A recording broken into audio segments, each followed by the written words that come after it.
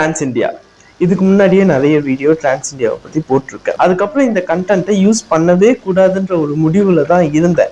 ஆனால் 2 நாளைக்கு முன்னாடி ஒரு கமெண்ட் வந்தது, நெட்வொர்க் மார்க்கெட்டிங்கை பற்றி உனக்கு என்ன தெரியும்? நியாயமான கேள்விதான், ஏன்னா நம்ம டிரான்ஸ் இந்தியாவை வச்சு செஞ்சிருக்கோம். ஆனால் நெட்வொர்க் மார்க்கெட்டிங்கை பற்றி எந்த வீடியோவும் போட்டதில்லை. போடணும்னு நினச்சிருக்கேன், ஆனால் போடல. அது ஏன் தப்பு தான். இப்போ இவங்க கேட்டிருக்காங்க, கேட்டதுக்கப்புறம் செய்யாமல் எப்படி செஞ்சுட்டா போச்சு.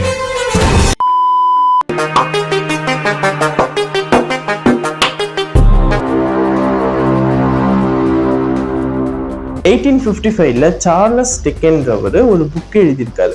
அதுல டைரக்ட் செல்லிங்னா என்ன, அது எப்படி செயல்படும், அதோடைய நுணுக்கங்கள் எல்லாமே எழுதியிருக்காரு. 1890ல முதல் முறையா கம்யூனிசம் மூலியமா வந்ததுதான் டைரக்ட் செல்லிங். உதாரணத்துக்கு இந்த பென் ஒரு இடத்துல தயாராகும், இன்னொரு இடத்துல விளம்பரம் செய்யப்படும், இன்னொரு இடத்துல ஹோல்சேல் மார்க்கெட்டுக்கு போகும், இன்னொரு இடத்துல ரீட்டைல் ஷாப்புக்கு போகும். அதுக்கப்புறம் தான் நம்ம கிட்ட வந்து சேரும், அதாவது கஸ்டமர்ஸ் கிட்ட வந்து சேரும். ஸோ இது ஒரு இடமா ஜம்ப் பண்ணும்போது இதோடைய காஸ்டும் அதிகமாயிட்டே வரும். இப்போ இப்படி இல்லாம இது தயாரிக்கப்படுற இடத்துல இருந்து டைரக்டா நம்ம கிட்ட வந்தா இதோடைய காஸ்ட் ரொம்ப கம்மியா நமக்கு கிடைக்கும். ஸோ இதுதான் டைரக்ட் செல்லிங். இது உருவான இடம் ரஷ்யாவா இருந்தாலும் நிறைய கண்ட்ரீஸுக்கு இந்த வியாபார யுக்தி ஸ்ப்ரெட் ஆச்சு. ஆனா கொஞ்ச நாள்லயே இந்த டைரக்ட் செல்லிங்கோட ஷேப் மாறுபட்டது. நெட்வொர்க் மார்க்கெட்டிங், MLM, பிரமிட், இது எல்லாமே ஒரே ஃபார்முலா தான். உருட்டுக்கள் மேபி மாறுபடலாம், ஆனா ஃபார்முலா ஒண்ணுதான். இப்போ நெட்வொர்க் மார்க்கெட்டிங்னா என்ன, அது எங்க இருந்து வந்ததுன்றது புரிஞ்சிருக்கும். டைரக்ட் செல்லிங்கா இருக்கும்போது நல்லவனா இருந்த இவன் நெட்வொர்க் மார்க்கெட்டிங்கா மாறினதுக்கு அப்புறம் எப்படி கெட்டவனா மாறினா? இப்போ உதாரணத்துக்கு நான் நெட்வொர்க் மார்க்கெட்டிங் ஸ்ட்ராட்டஜி யூஸ் பண்ணி இந்த பெண்ணை உங்களுக்கு சேல் பண்ண போறேன். இதோடைய ரேட் 100, நீங்க 50 தந்தா போதும். ஆனா அதுக்கு நீங்க ஒரு 4 பேரை, உங்க ஃப்ரெண்ட்ஸ் இல்ல ஃபேமிலி மெம்பர்ஸ் யாரா வேணா இருக்கலாம், அவங்கள இந்த கம்பெனில ஜாயின் பண்ண வைக்கணும். அந்த 4 பேரை நான் சும்மா சேர்த்துக்க மாட்டேன். அந்த 4 பேர்கிட்ட இருந்தும் தனித்தனியா 10,000 ரூபாய் வாங்கிப்பேன். இதனால உங்களுக்கும் ப்ராஃபிட் இருக்கு. இந்த 4 பேர்கிட்ட இருந்து வாங்குற காசு இருந்து ஒரு குறிப்பிட்ட பெர்சன்டேஜ் உங்களுக்கும் தரேன். இப்ப இந்த 4 பேருக்குமே இந்த பெண்ணை 50 ரூபாய்க்கு தான் தருவேன்.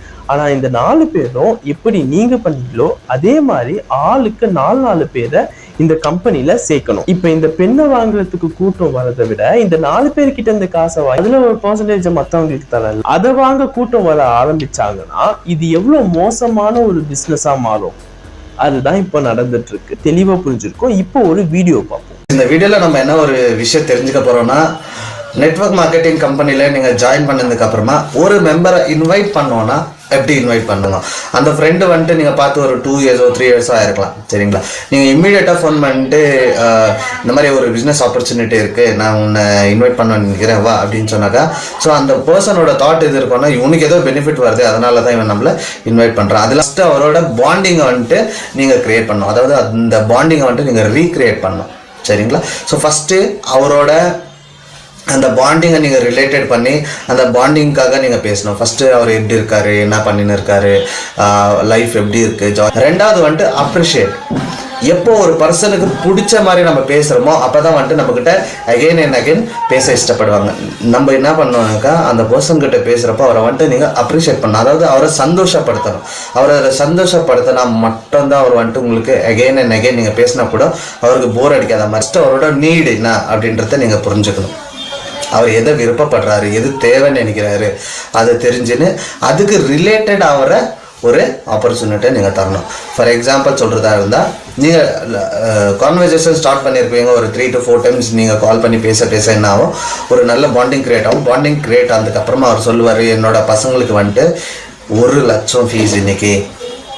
ஸோ அந்த 1 லட்சம் ஃபீஸ் கட்டுறதுக்காக நான் ஃபைனான்ஸ் வாங்கியிருக்கேன், மாதத்துக்கு 5% வட்டி மட்டுமே கட்டின்னு இருக்கேன்.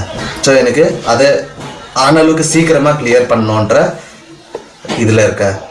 ஸோ நீங்கள் அங்கே உங்களுக்கு ஒரு அவரோட நீட் என்னன்றது புரிஞ்சிடுச்சு. ஸோ நீங்கள் அதை என்ன பண்ணணும், மிரர் பண்ணணும். மிரர் எப்படின்னா, அந்த ஸ்பாட்லேயே அவர் சொன்ன ஸ்பாட்லேயே நீங்கள் ஆப்பர்ச்சுனிட்டி தரக்கூடாது. ஒரு 2-3 days கேப் தான். கேப் கொடுத்துட்டு 3வது நாளோ 4வது நாளோ நீங்கள் கால் பண்ணுறீங்க. அப்போ அவருக்கு இன்டிமேட் பண்ணோம். எப்படின்னா, அன்றைக்கி நீ சொன்ன இல்லையா, உனக்கு லோன் ஏதோ வட்டிக்கு பணம் வாங்கியிருக்க, அதை கிளியர் பண்ணுவோன்ட்டு என்ன சொன்ன இல்லையா, அதை கிளியர் பண்ணுறதுக்கு ஒரு ஆப்பர்ச்சுனிட்டி வந்திருக்கு. என் ஃப்ரெண்டு இந்த மாதிரி ஒரு ஆப்பர்ச்சுனிட்டி பற்றி சொன்னார், எனக்கு ஃபஸ்ட்டு உன்னோட கவனம் தான் வந்தது. ஸோ நீ சொல்லியிருந்த இல்லையா, ஸோ ப்ளஸ் எனக்கு கொஞ்சம் பிடிச்சிருக்கு, ஸோ அதை பற்றி நம்ம டிஸ்கஸ் பண்ணலாமா அவங்களோட பிரச்சனையை சால்வ் பண்றதுக்கு வந்த கடவுளை அவங்கள பார்ப்பாங்க. அதாவது ஒருத்தனை அவசரமா கூப்பிட்டு உட்கார வச்சு தலையில தண்ணியை தெளிச்சு மொட்டை அடிக்காத, அவன் கூட எமோஷனலி கனெக்ட் ஆகு, அவன் வறுமையை பயன்படுத்தி கொஞ்சம் கொஞ்சமா அவனை கொல்லு. இது எதுவுமே நான் சொல்லல, இவர் தான் சொன்னாரு. இன்னொன்னு இப்போ கேவலமா மகா மட்டமா ஒரு கம்பாரிசன் பண்ணுவானுங்க. நான் நீயும் வீடியோவை மார்க்கெட்டிங் தானே பண்றேன்னு சொல்லுவாங்க. அட மக்கு, நான் என் வீடியோவை யாருக்கும் திணிக்கல, இல்ல கால் பண்ணி ஒரே ஒரு மீட்டிங் தான் அட்டன் பண்ணுங்க 300 ரூபாய் தான் யார்கிட்டயும் பிச்சை எடுக்கல. இந்த வீடியோ இங்கதான் இருக்கு, உனக்கு பிடிச்சா பாரு, பிடிக்கலனா போ. இப்ப சொல்லு, நீ பண்றதும் நான் பண்றதும் ஒண்ணா? இவ்வளவு நாள் யாராவது இந்த கம்பெனியில ஜாயின் பண்ணட்டா வேணாமான்னு கேட்டீங்கன்னா அது உங்க இஷ்டம் தான் சொல்லியிருப்பேன். ஆனா இப்ப சொல்றேன், ஐம் சாரி, இந்த மாதிரியான கம்பெனில ஜாயின் பண்ணாதீங்க. ஏன்னா நீங்க மட்டும் ஏமாறாம உங்களை சேர்ந்தவங்களையும் நீங்க ஏமாத்துவீங்க.